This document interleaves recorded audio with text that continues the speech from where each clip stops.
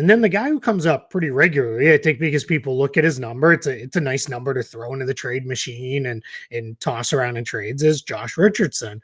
Well, Josh Richardson, there's been, I think, some confusion because generally when players sign an extension, there is some form of restriction on how quickly a team can turn around and trade them.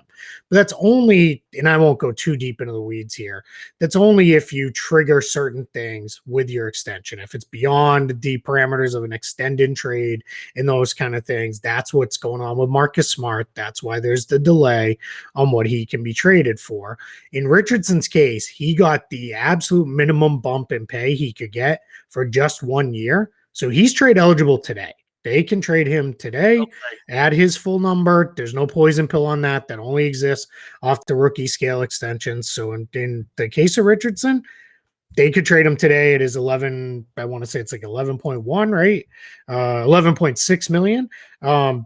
So the longer answer, or that was the longer answer. Shorter answer is they've got a bunch of different stuff you could start putting into trades. Because then if you started talking Neesmith, Pritchard, Langford, those are all $2 to $4 million salaries, but they start to add up. You put them in there, and you could go get yourself a $20 million player with relative ease if that's where we wanted to go. Now, then the next part of that question is who? Who is that $20 million player? Because as you look at it today, and this is something we talked about on NBA Front Office show, Trevor Lane and I did, is the play-in tournament has changed the trade market considerably. So let's look at a team like the Sacramento Kings. In a normal year, you would look at them and say, hey, you're probably going to be 10th or 11th in the West. That's time to, what are you thinking on Harrison Barnes? What are you thinking on Buddy Hield? Well, what are you looking at here with this guy and that guy?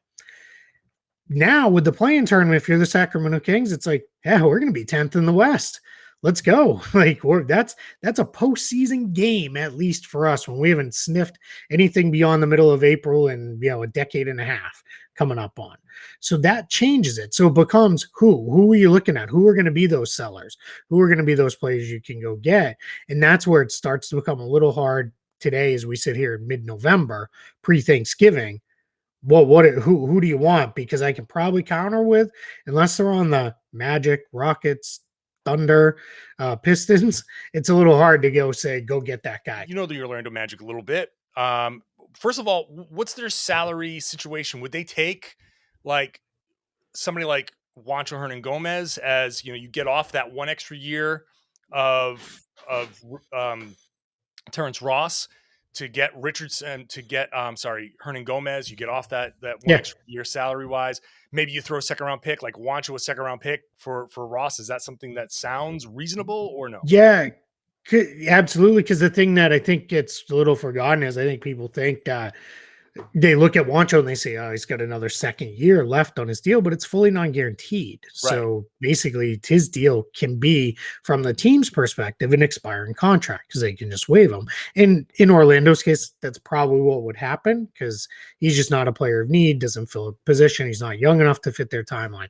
So yeah, if you wanted to even do something similar to the Fournier trade, where it worked out a little bit different, you could even do that and say, hey, here's Hernan-Gomez. That I think that probably gets you there salary match wise. I'd have to run that math. If not, it's probably really close. But you could fill it in with that's where you toss a Jabari Parker and a Scanter, somebody into that deal, Bruno Fernando. And that will definitely get you there. So what you could do is you could say, here's that, and here's 2 second round picks. And that's probably enough. So, okay, let's wrap this up with this TPE talk because I brought it up in a Q&A. So I'll sort of re-ask the question about the TPE.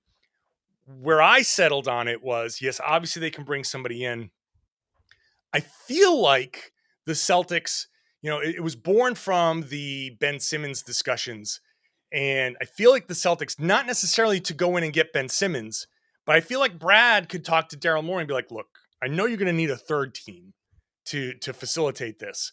We've got 17 million sitting right here. Mm-hmm. If you need somebody to help bring in a third guy to make this happen, talk to us. We'll help you get Simmons out. We'll help you get the players you want in, and we can take somebody into our TPE. As long as you compensate us a little bit, I feel like the TPE is not necessarily to get a player, or I mean, obviously it can be to get a player. I feel like this is an opportunity for the Celtics to play the game a little bit and maybe get either a young player or a good role player like Chicago did with Daniel Tice. Can the Celtics flip that and get a good role player into the TPE from somebody that wants the salary dump because they want to get Ben Simmons? That's just part of the upcoming Locked On Celtics podcast. So make sure you're subscribed to get the new one. Why don't you watch the last one until you're waiting for this one to drop? New shows every Monday through Friday.